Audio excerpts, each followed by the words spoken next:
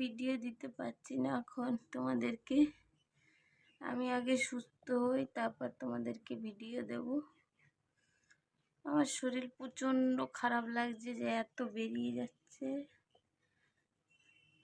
প্রচণ্ড পাতলা পায়খানা হয়েছে, যেটা হয়েছে আমার। আর টিকতে পারছি না, পেটে যন্ত্রণা করছে খুব,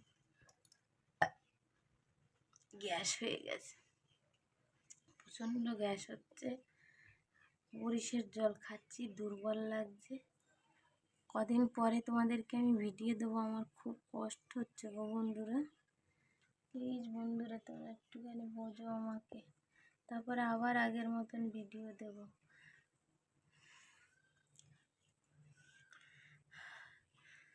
দমের